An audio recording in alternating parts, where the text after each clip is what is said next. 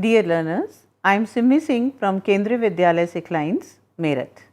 Today, we will read about chapter Transport and Communication from NCERT book, chapter 8 for class 12th.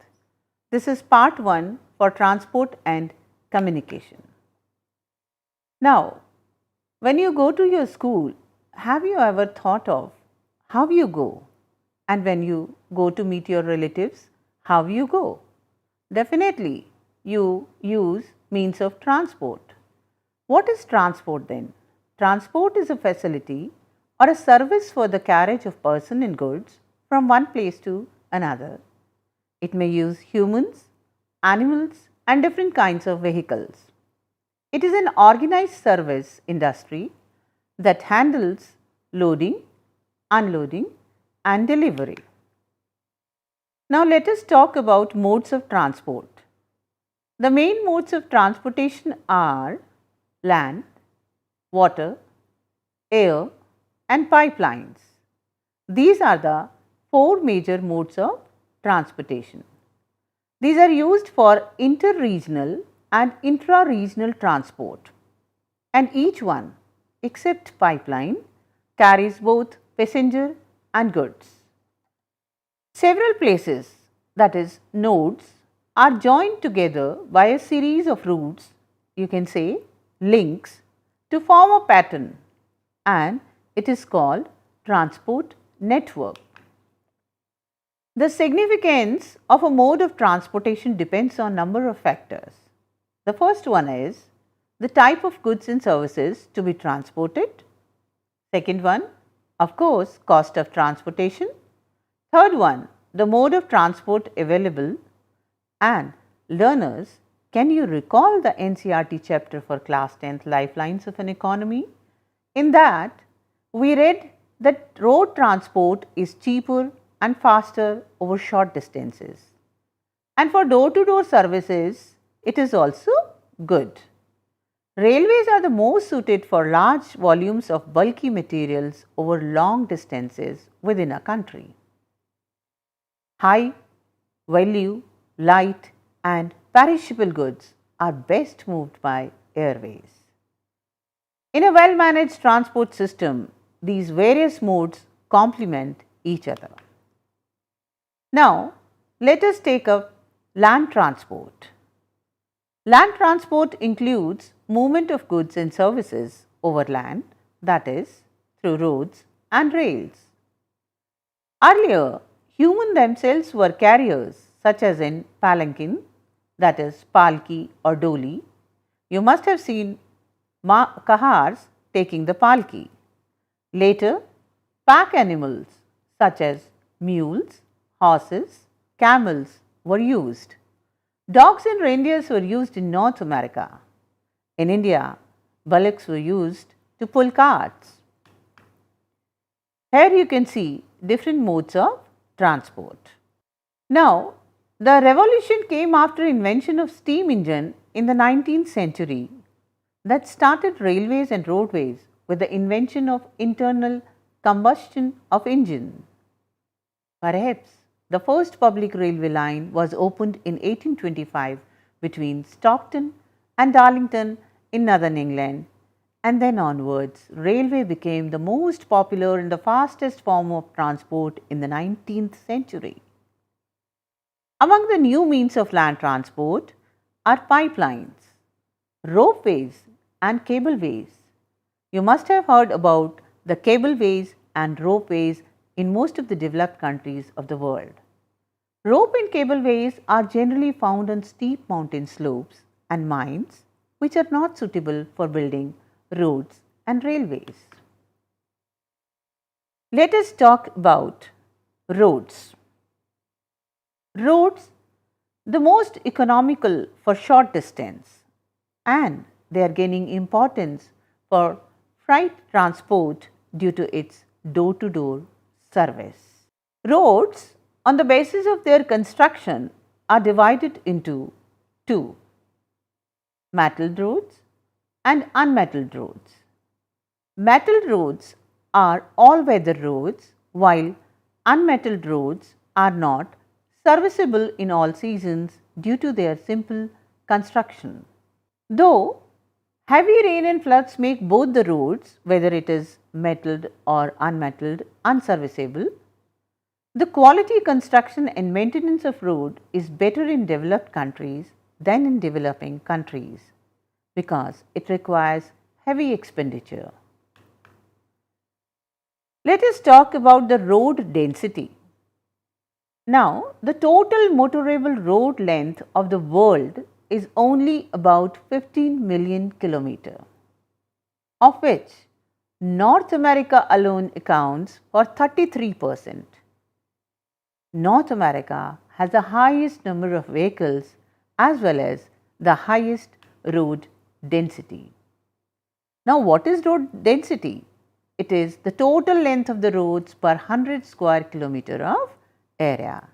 Here you can see some of the countries and their road density. The road density of Japan is 327 for every 100 kilometer square area, and that of India you can see is just 105 for every 100 kilometer square area. Traffic flows. It refers to traffic on roads that has increased dramatically in recent years. As the road network cannot cope with the demands of traffic, so congestion occurs. You might have confronted with the traffic jams on the road. See here in the picture, traffic jam. Highways. What are highways? You must have read about the highways. They are actually the metal roads connecting distant places for unobstructed vehicular movement. These are 80 meters wide approximately, with separate traffic lanes, bridges, flyovers and dual carriageways. Dual carriageway here means two-way. In North America, there is a dense network of highways about 0.65 kilometers square kilometer. Every place is within 20 kilometer distance from a highway. Cities located on the Pacific coast, that is on the west side, are well linked to those of the Atlantic coast, that is on the east side. Likewise, the cities of Canada in the north are linked with those of Mexico in the south. The Trans-Canadian Highway links Vancouver in British Columbia, which lies on the west coast, to St. John City in Newfoundland, lying on the east coast, and Edmonton is connected to Anchorage through Alaskan Highway. That was about North American continent. Now, the Transcontinental Stuart Highway connects Darwin, Melbourne to Alice Springs in Australia. It's a very famous highway, Transcontinental Stuart Highway. Europe has a well-developed highway network. Moscow Vladivostok Highway is important for Russia. In China, highway crisscross the country connecting all major cities. Here you can see the Transcontinental Stuart Highway of Australia. This picture is showing Moscow Vladivostok Highway. Again, in this map you can see Moscow Vladivostok Highway. Let us come to our country India. In India, National Highway number 7, that is NH7, connecting Varanasi and Kanyakumari, is the longest highway of the country. The Golden Quadrilateral or Super Expressway is underway to connect the 4 metropolitan cities, namely New Delhi, Mumbai, Chennai and Kolkata. Now, NH4 has become the longest running highway in India as it connects Srinagar to Kanyakumari. We also call it North-South Corridor. NH7 is renamed as National Highway 44.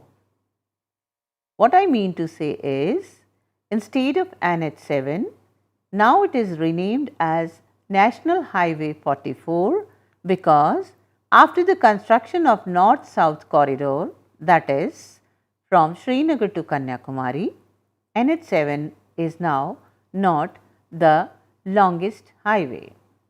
In Africa, Algiers in north is connected to Guyana and Cairo connected to Cape Town in south.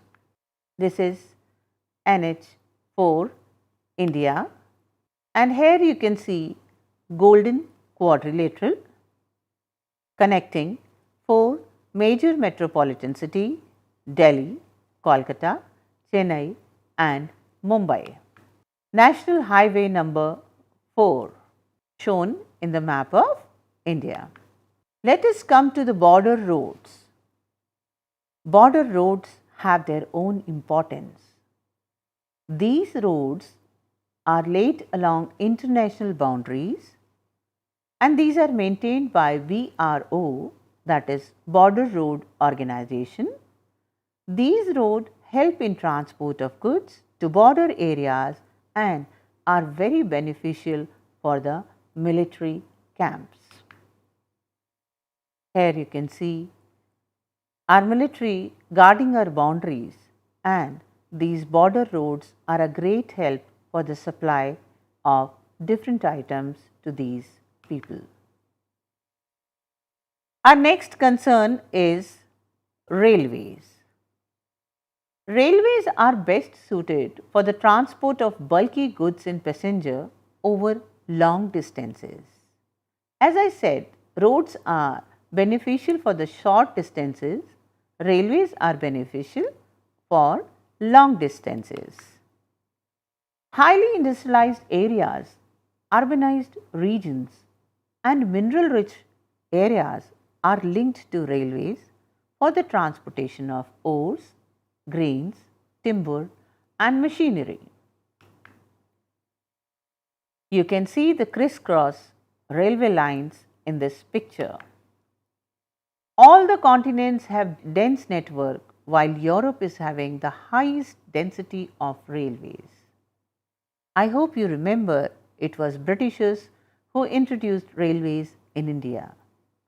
The railway network of Africa, Asia and South America connects the mineral rich and fertile areas and is developed primarily to utilize the natural resources.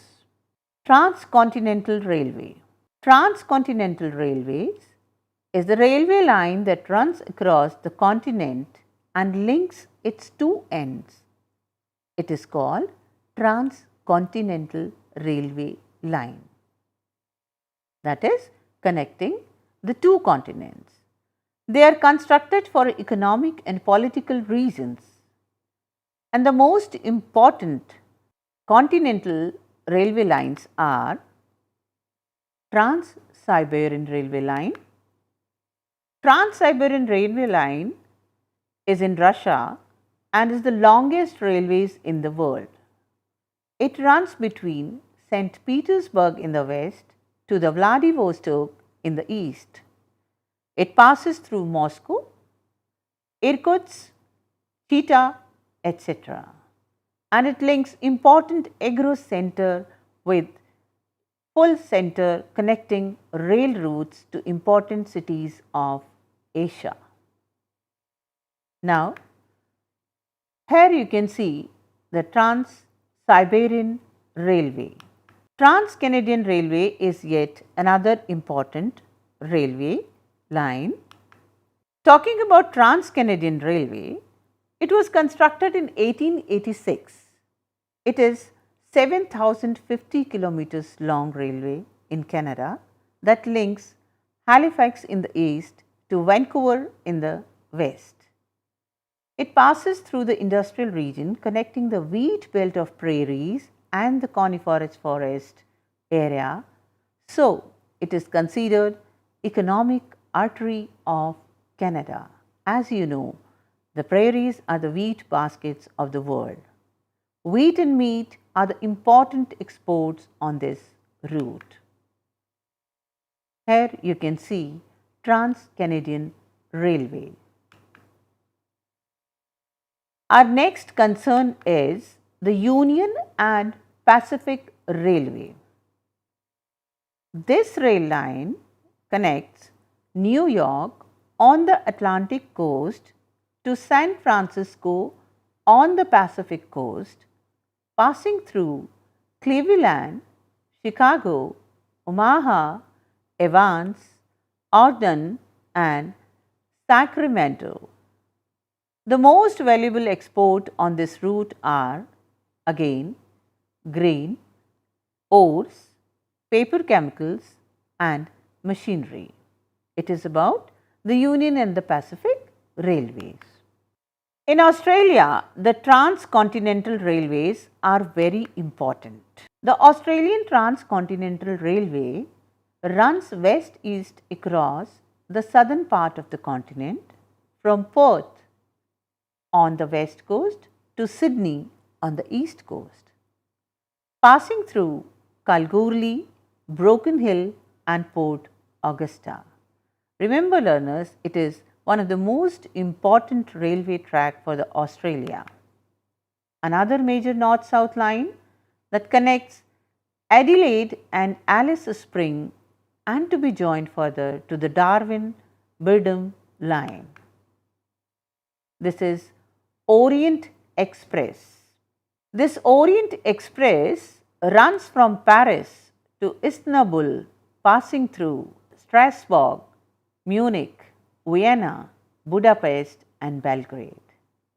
You must have read about the Vienna Congress or Vienna Treaty in your class 10th history. It has reduced the 10-day journey to only 4 days. Here you can make out the importance of means of transport. Cheese, wine, bacon, oats, fruits and machinery are the chief exports on this rail route. So, thank you learners. This is the end of the first part of the transport and communication. Catch you soon in the second part, and in that we will take up water transport and communication. Thank you.